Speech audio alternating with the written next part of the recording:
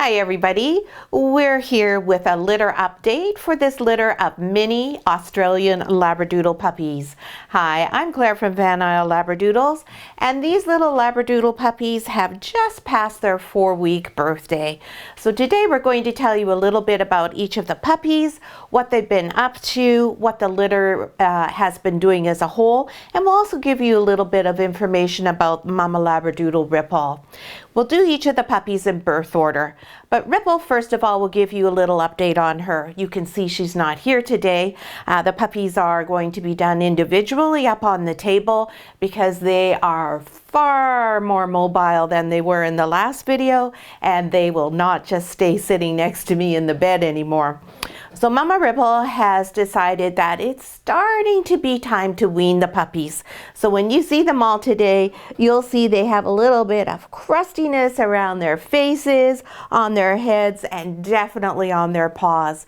And that's because this litter has started to eat some solid food. Now Ripple has lots and lots of milk at her milk bar. She always is a really good producer of milk. So they're not all that keen on eating out of the pan. They're like, well, why would I go to that effort when I've got Mama Ripple right here? So when you have your Mama Labradoodle there and it's nice and warm and you can cuddle up with her, that's a lot more fun than trying to figure out how to lap this other stuff out of the pan. But they're all coming along and they're all learning quite quickly. Now you may think that the one puppy in this litter that we call Hefty, the great big boy, would be the one who would learn how to eat out of the pan first because he's the biggest boy. But that's not always the case. Usually it tends to be the smaller puppies that figure things out more quickly because they're the ones who are not getting quite as many groceries from the milk bar.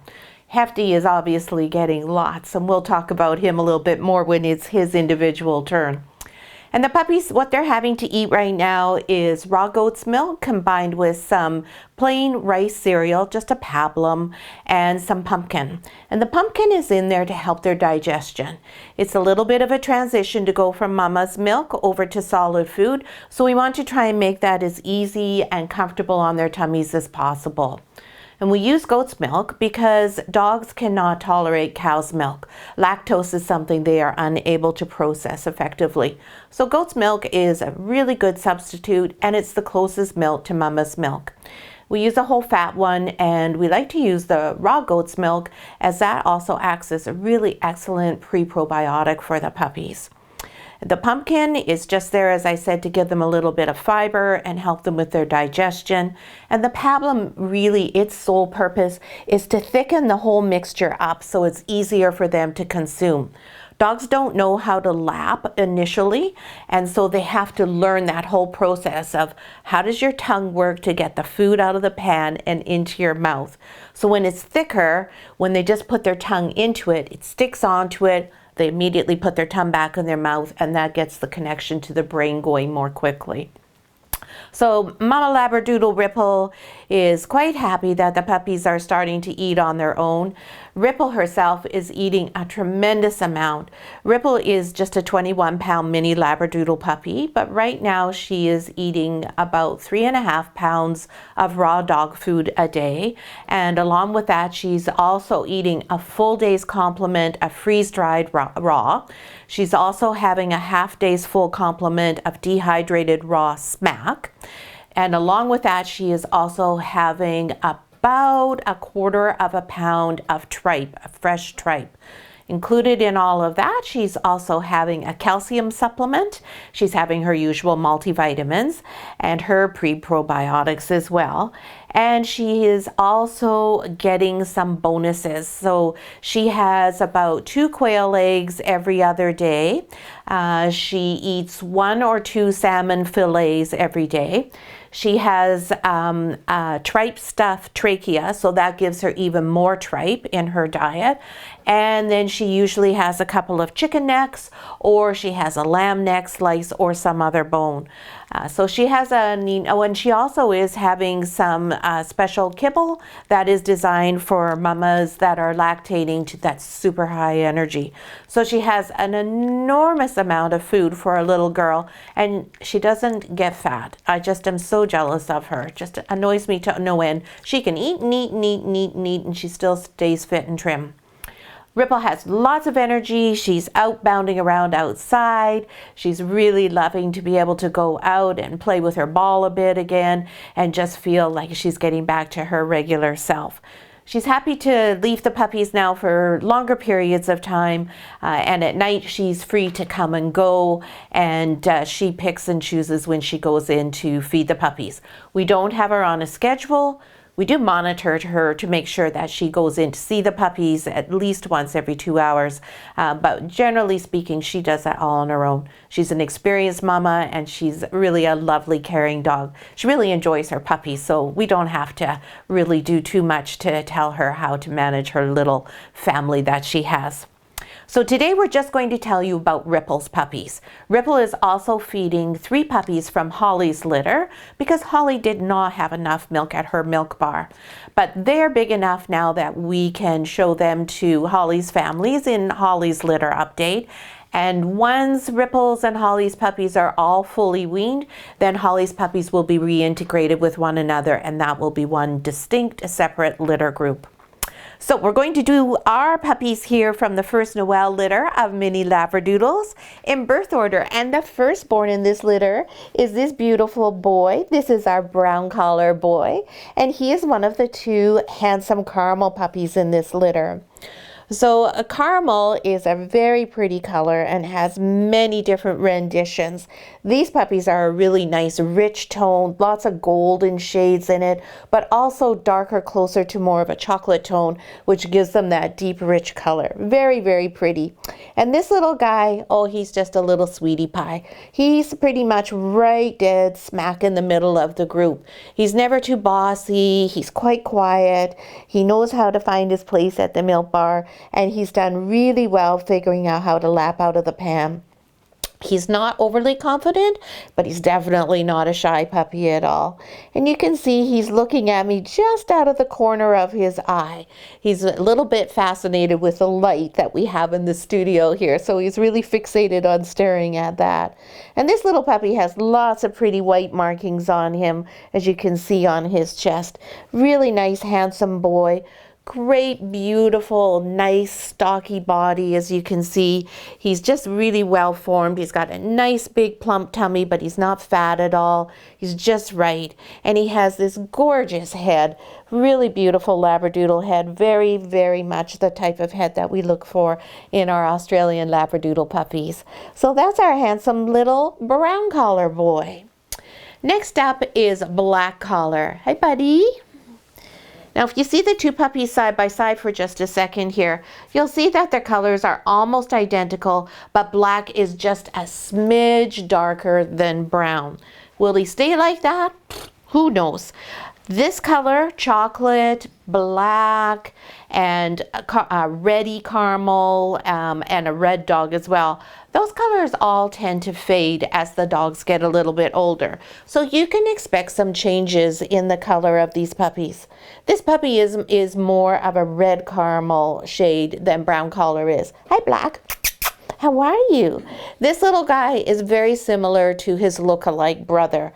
These 2 are both quite calm, not careful, not confident, just really nice, relaxed puppies. They're both quite similar to Ripple. Nothing really upsets them. They just take the day as it comes. They take their turn at the pan. They take their turn at the milk bar. Hi, handsome. And this little guy is giving me a look right now saying, what the heck? Why are we doing this? This little fellow is the type of puppy who really enjoys to engage with people or with other dogs. He gives them quite a bit of his full attention, which is always really nice to see. And you can see he's got those cute little white dipped toes. He too has white on his chest, and as well he has this beautiful, beautiful blocky Labradoodle head. Just the kind of thing that we're looking for as Labradoodle breeders when we're breeding our puppies. this is the type of look we want in our puppies. This look is very close to the breed standard, where the dogs are nice and stocky, they're square with a nice solid head, and much more of that lab type of look as opposed to the poodle look. And the little cute white tip at the end of the tail. And that's just going to be so adorable as you get older. The puppies are not really playing with toys quite yet. They have toys in their area, and they do occasionally sort of interact with them. But by next week, they'll be playing with toys. That's really when they're going to get started with that. And next week is going to be our puppy family visit, and that's when you'll get to see all of them playing together at the same time and really be able to enjoy seeing them on their own and how they actually interact, as opposed to just when I'm hanging on to them like this. So that's our handsome black collar boy. Next is our one and only Chiquita, our little girl in the litter. Hi, baby. This is pink collar girl. Now, this little girl, I think, is a phantom. Now, what do I mean by I think she's a phantom? What, do I not know anything? Well, the reason why I'm not positive is because there is some sable in this line. Now, the gene that actually looks after color, it's the A allele that results in both sable and in phantom, combined with the K allele. That is what's responsible for producing a phantom or a sable puppy. However, some of the alleles, when they do the DNA testing, are not 100% always accurate. They don't have all of the markers established yet. Hello, my love. And the A and the S is one that sometimes you will get variations on. So you could have a brindle puppy, but in Australian Labradoodles, the brindle is not really a particularly clear or definitive test yet. And so this puppy, I think, is a phantom, but because both Ripple and Bentley are phantoms themselves. But as I said, there is sable on Ripple's side. So Ripple's genetic testing, which shows her to be a full phantom, invisible because she's a tri-phantom, that means that she could actually have the sable in there, and it just didn't show up properly in the testing. So we'll just see how this little beauty queen comes along. Regardless, it doesn't matter what she ends up being, because she's just a lovely little puppy. So we're hoping that this little puppy is going to continue to be as delightful as she is, and that we will be retaining her as our breeding prospect. She has a wonderful guardian home. Oh, yes, you do. And her name, if she does end up being breeding quality, is going to be Juniper. Yes, that's what your name is going to be. Oh, yes. So you can see she's a very affectionate puppy. She has really strong eye contact. Out of all the puppies in this litter, she has the strongest contact at this point in time. And you can see she too has that lovely little blocky head, but it's great because she has a very girly version of the breed standard. She definitely looks like a girl. Her features are a little bit more petite and they're a little bit more defined. And she's this really neat color. So she's not really chocolate, and she's not really red, and she's not a caramel, and we don't know if she's a phantom. So she's going to be our mystery dog. We're just going to have to wait and see how she develops. Definitely she will be able to produce phantom puppies if everything goes well and she keeps up this beautiful self of hers, so that we do retain her as a breeding prospect, and then she passes all of her genetic testing. So that's our pretty little pink color girl, Juniper. Hello, baby. And last but not least is our Hefty package. Hi, buddy. This is our beautiful chocolate party boy. Now, this boy is actually a tri-phantom. He is a full phantom and a full party. And he is so much larger than everyone else. Now, you might remember, if you've been following along with this litter of little Labradoodle puppies from day one, initially I was a little concerned that he was so heavy and so fat that he couldn't even get up on all fours. He was the last one to start tottering around because he had quite a lot of weight to carry on these little puppy legs. Now, as you can see now, he's grown into himself. He's really trimmed down and just become a beautiful, nice, well-proportioned boy. He too has that gorgeous head, beautiful high ear set, short nose, and he is quite a character. This little puppy has personality through and through, and you see how he gives me that lovely eye contact. Very nice. He is a little bit unsure right now. He's a little bit tense in his body. He's telling me that he's not too keen on what we're doing, not too sure about this whole process. But you can see as well, even though he's a little bit nervous about what's happening, he's not at all timid. He's just going to sit here and look at me and get reassurance and hi and go, yeah, okay, as long as you're there and looking after me, then I'm okay. I just need to make sure that you've got me. Yes, and you know that we do. Yes, that's one of the things that we do when we're handling the puppies each day, is so that they learn right from day one, the human has me, the human's going to keep me safe, the person is going to be there to protect me. And that's so important. Lots of times when you have or see dogs that tend to be what people often call reactive. So from this I mean dogs who tend to lunge when they're on leash, or dogs that bark incessantly. 9 times out of 10, you can trace that back to a dog who is very nervous. I'm going to give Ripple, or not Ripple, Reynold back this little sweetheart now, so he's not sitting here being held longer than is comfortable. But as I say, 9 times out of 10 as a breeder, you can trace that reactivity, as people tend to couch that behavior in, as being a dog who's fearful. And they're fearful not necessarily because they've had a bad experience or some poor socialization, although that is sometimes and quite often part of it, but more because they don't have confidence in you. They need to be able to feel that you're there, you're in control, you're the one who's going to look after them and keep their best interests at heart. So sometimes we hear the phrase, well, we almost always hear the phrase, first do no harm. And first do no harm is something that trainers use as a phrase, breeders, vets, pretty much anybody involved in the canine industry. And of course, we all have our dog's best interests at heart. But unfortunately, there's been a trend lately, especially when we're working with our dogs and educating them to behave in a way that works well when they're living with us, where we become very soft, where we don't ever really feel comfortable saying, hey, no, that's it. That's not allowed. Many trainers have a completely force-free approach. This is also part of what we call shaping, where rather than saying to the dog, okay, I want you to learn to sit, using a treat, getting them to sit, and sometimes you take their body and you put their bums on the ground to tell them what sit means. You just sit, no pun intended, you wait for the dog to sit on their own and then you reward that behavior. So that's all well and good. That's not my favorite style. I don't have that level of patience, and I really truly do not believe that it is more or less beneficial for the dog. It's just different, and everybody has their own style. That's not my personal style. And then you'll have trainers that believe that you never say no to the dog. You have many trainers who don't believe you should ever reprimand your dog at all.